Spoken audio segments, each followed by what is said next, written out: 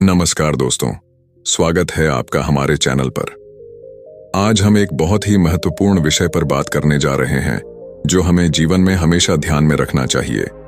कर्मों का खेल है, लौट कर आएगा। बुद्ध की शिक्षाओं के अनुसार हमारे कर्म कभी निष्फल नहीं होते। वे चाहे अच्छे हों या बुरे, उनका परिणाम हमें जरूर भोगना पड़ता है। इस वीडियो में हम समझेंगे कि कैसे हमारे कर्म जीवन का चक्र बनाते हैं और अंततः हमारे पास लौट कर आते हैं। एक प्रेरणादायक कहानी के साथ हम इस विचार को और गहराई से समझेंगे। कहानी एक समय की बात है। एक छोटे से राज्य में एक राजा महाजन हुआ करता था। वह अत्यधिक शक्तिशाली और धनवान था, लेकिन अपने कर्मों के प्रति लापरवाह था।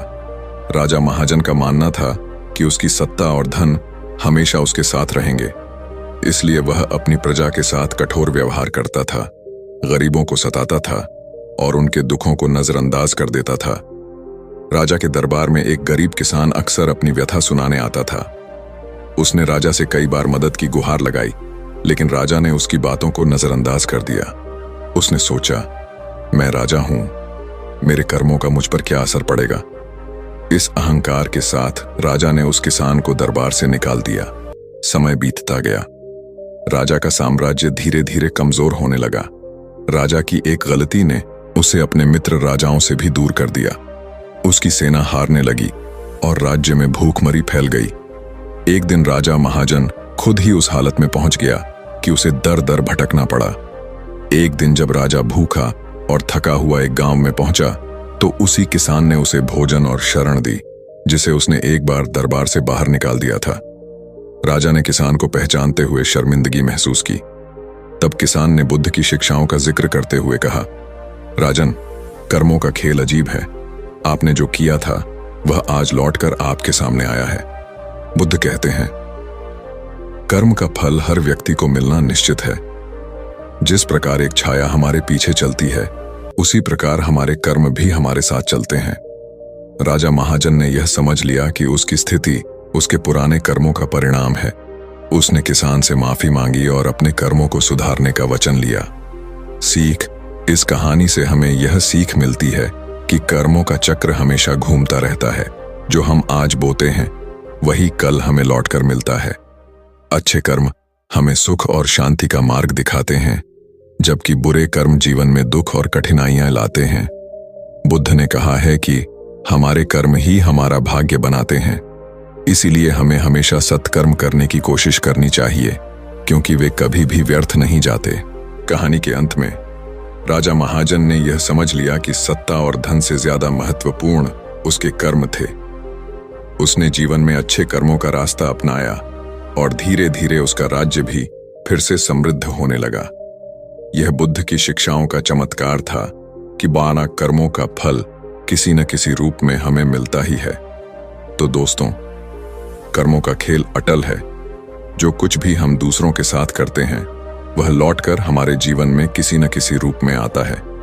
इसीलिए बुद्ध ने हमें यह सिखाया है कि हमें अपने कर्मों पर ध्यान देना चाहिए।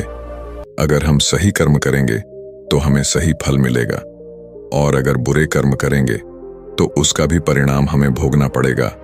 बुद्ध ने यह सिखाया कि हमारे कर्म किसी पेड़ के बीज की तरह होते हैं। जैसे बीज से पेड़ उगता है, वैसे ही हमारे कर्मों का परिणाम जीवन में उभरता है।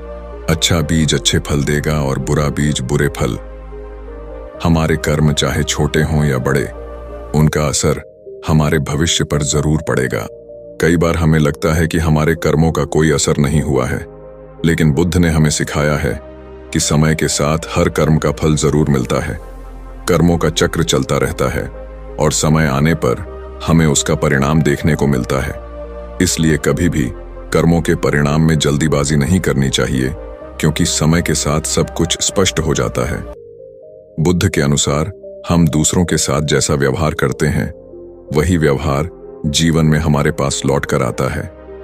अगर हम दूसरों की मदद करेंगे तो जीवन में हमें भी सहारा मिलेगा, और अगर हम दूसरों के साथ अन्याय करेंगे तो समय आने पर हमें भी कष्ट भोगना पड़ेगा।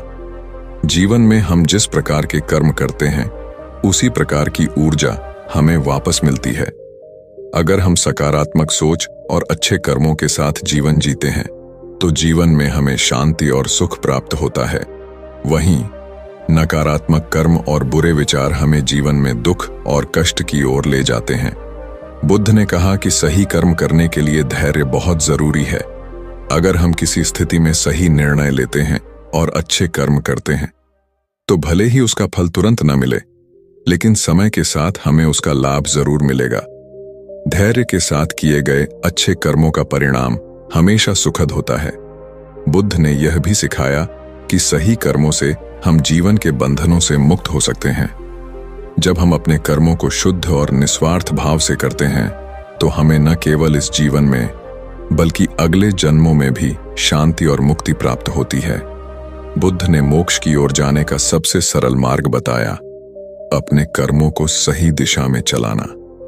जब हम अपने कर्मों में लालच, द्वेष और अहंकार को छोड़कर दया, प्रेम और सत्य को अपनाते हैं तो हम मोक्ष की ओर अग्रसर होते हैं। कर्मों का प्रभाव हमारे जीवन में हर कदम पर दिखाई देता है। हम जो भी करते हैं उसका असर हमारे मानसिक, शारीरिक और आध्यात्मिक जीवन पर पड़ता है। जब हम अच्छे विचार और अच्छे कर्म करते हैं तो यह हमारी आंतरिक शांति और संतुष्टि को बढ़ाता है, जबकि बुरे कर्म हमें चिंता, भय और दुख की ओर ले जाते हैं। बुद्ध ने सिखाया है कि हमारे कर्म सिर्फ शारीरिक नहीं होते, बल्कि हमारे विचार भी कर्म होते हैं। हमारे मन में जो विचार उठते हैं वे हमारे कर्मों का आधार बनते हैं। इसलिए हमें अपने विचारों को शुद्ध और सकारात्मक रखने का प्रयास करना चाहिए, क्योंकि वे हमारे भविष्य का निर्माण करते हैं। कर्मों का चक्र कभी रुकता नहीं है। हम जो कुछ भी करते हैं वह सृष्टि के अनंत चक्र में मिल जाता है और समय आने पर वह लौटकर हमारे जीवन में वापस आता है। यह चक्र अनवरत चलता रहता है और हमें इस बात का एहसास दिलाता है कि हमारे हर कर्म का परिणाम अवश्य मिलता है, चाहे आज हो या कल। बुद्ध ने हमें निस्वार्थ भाव से कर्म करने की प्रेरणा दी। जब हम निस्वार्थ भाव से कर्म करते हैं तो उसका फल हमें अदृश्य रूप से मिलता है। कई बार हम सोचते हैं कि हमारे कर्मों का तुरंत फल नहीं मिल रहा, लेकिन निस्वार्थ कर्मों का प्रभाव गहरा होता है और वह हमें दीर्घकालिक शांति और संतोष प्रदान करता है। आज जो भी सुख दुख हम अनुभव करते हैं वह हमारे अतीत के कर्मों का परिणाम है। बुद्ध ने कहा था कि यह समझना जरूरी है कि वर्तमान में हम जो कर्म कर रहे हैं वह हमारे भविष्य का निर्माण कर रहा है।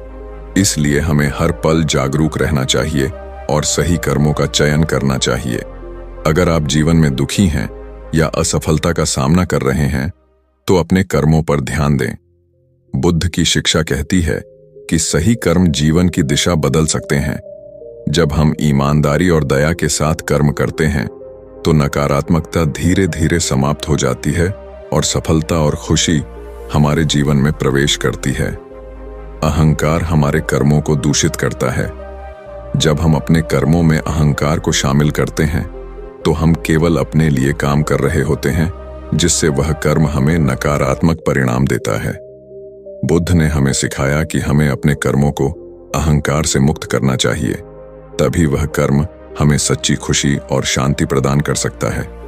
बुद्ध ने यह भी कहा कि हमारे कर्मों का असर हमारे रिश्तों पर भी पड़ता है।